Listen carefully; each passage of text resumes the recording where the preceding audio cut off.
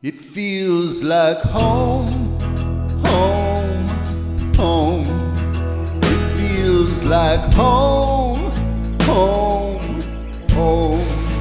It feels like home.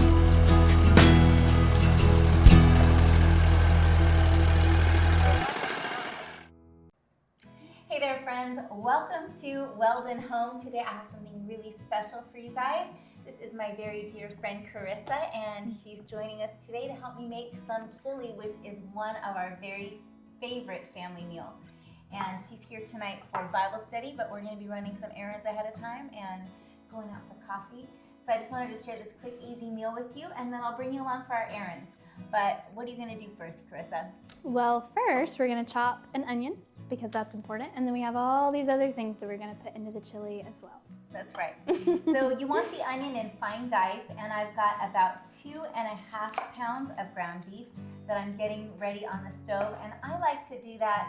I pop all of the ground beef into the pot, and then I break it up with my hands and some water because it gives it that nice, almost Taco Bell ground beef texture, which is one of my favorites. I don't like big hunks of unseasoned ground beef in my chili. So I like to get it all cooked up, and then I will drain it and add all of my seasonings. So you're going to need some Better Than Bouillon.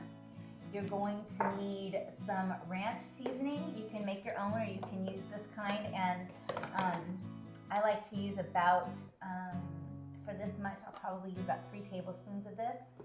And then a couple of cans of corn, whole kernel corn, a can of crushed tomatoes, a can of Rotel tomatoes. And I love to use different kinds of beans, but right now I'm kind of short on beans. So I'm using black beans and garbanzos, but I typically like to use black beans and cannelini, which are large white beans, and some pinto beans and some red beans. And that way you have just a whole nice conglomeration of colors of beans. But black beans and garbanzos will work great. And like I said, you're gonna dice up 1 very large onion, and I only had 2 kind of smallish onions, so we're doing 2 instead of just the 1 large. But okay. So tonight, what are we studying? Revelation 1. Yes. So we are in just these kind of crazy, unprecedented times, and I think it's so important for us to be equipping each other.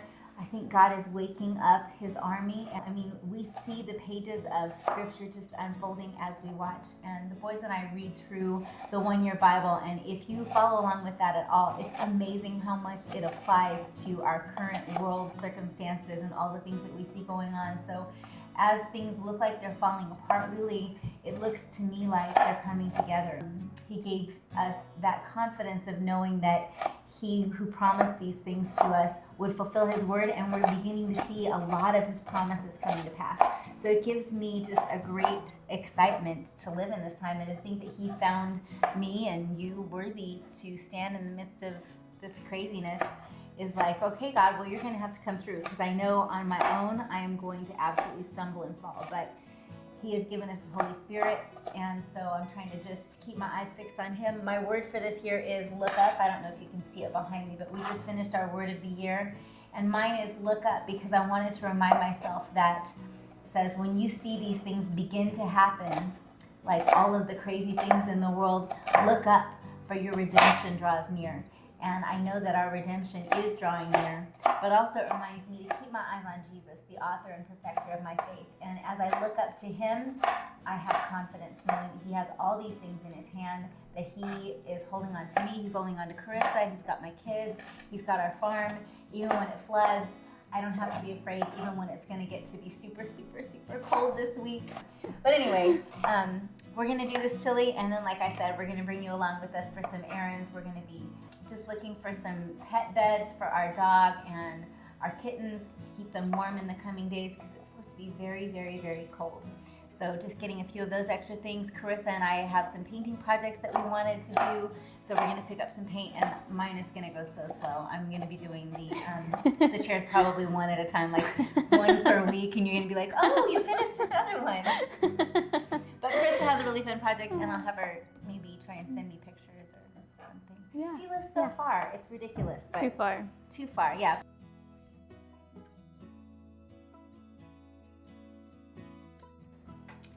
So I've got my beef all cooked, and I'm just gonna give a drain to all the water that I put in to kind of cook it with and keep it separated.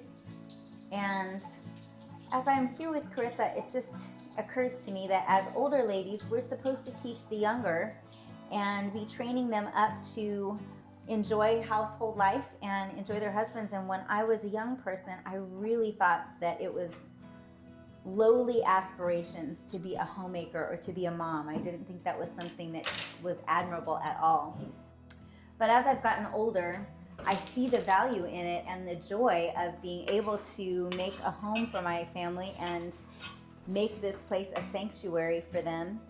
And I think it's a really big deal. So, Carissa, what do you think? I totally agree. I think it's important when you're young to learn all that you can, because life only gets busier and life only gets more intense. And so the more you can learn young is just gonna be more helpful. And I think even if you don't have a family, if you're not married, if you don't have kids, it's still really helpful to know these things, and that way you get to enjoy that life when it comes and not be scrambling. And not be so stressed out. I was definitely stressed when I was young because I hadn't learned any of these skills, and I just felt like, well, like I said, I had felt like that was just kind of lowly and not something that I wanted to do. I wanted to be a career girl. I actually wanted to be famous, and so to me it was like my cousin really wanted to be a homemaker and mom, and it's like, and that's it? That's all you want to do? But now I'm like, wow, to get to train up the next generation and get to pour into them and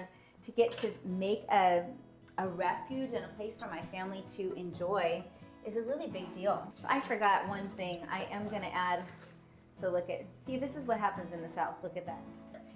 There we go. So I'm thinking that's about 2, maybe 3 tablespoons. I really like the flavor of ranch in my chili. And then I'm also going to add some taco seasoning, which I did not pull out yet. And of course you can make all of your own seasonings and do all that from scratch, but I am just trying to be in a hurry so that we can get our errands done. So I'm going to call that about the same, maybe like 3 tablespoons of Ortega taco seasoning mix, but you can use whatever kind of taco seasoning you like. And then I'm going to use a couple of huge tablespoons full of the Better Than Bouillon.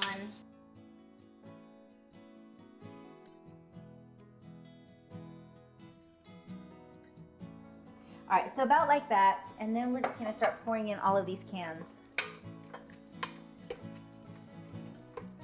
And the very last thing, and I don't have it yet, but we'll stop and get some, is I like to garnish it with some fresh cilantro. That just makes it like everything's canned, but if you just have one tiny little herb or something that isn't canned, I feel like it's super good. Now this is about 4 or 5 cloves of garlic.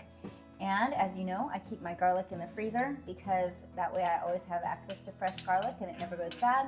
And then we'll just start putting in our cans of other yumminess. Chris, if you want to grab a couple cans. So this is the Rotel, and I like just the original, but you can get mild or you can get the really hot one.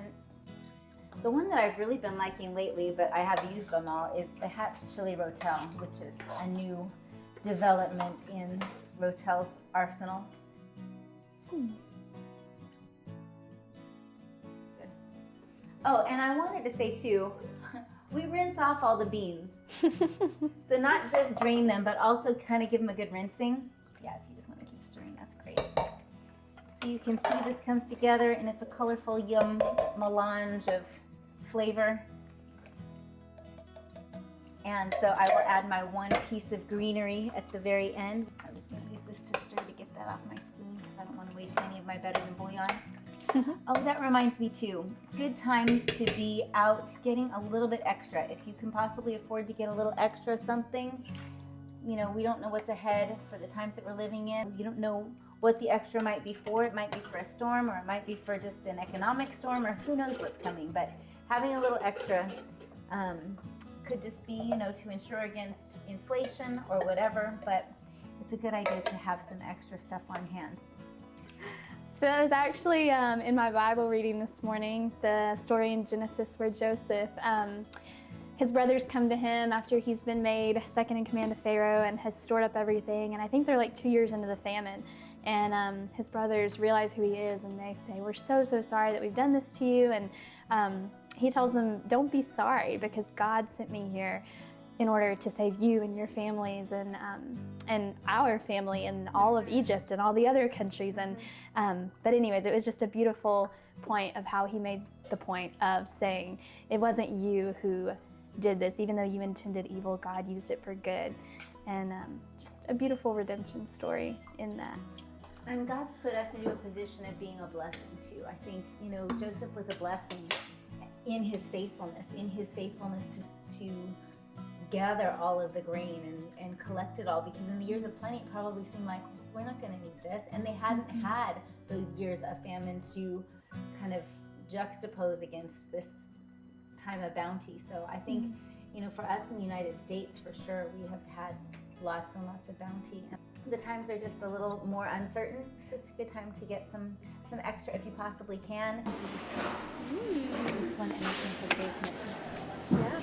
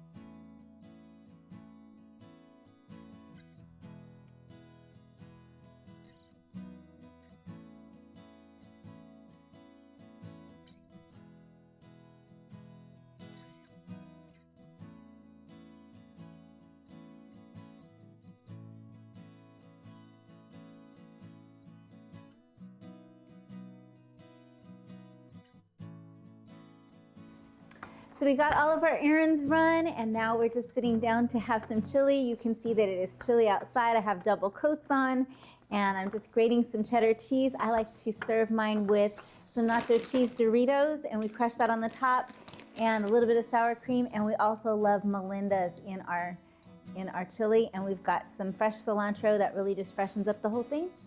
And I think that you guys will like it as much as we do. It's a super fast and easy meal. And you can, of course, use anything that's in your pantry to kind of spice it up or improvise, but I think you'll really enjoy this recipe. So I'll see you on the next video. Please don't forget to like, subscribe, and share, and I hope you all are staying warm and safe out there. See you soon.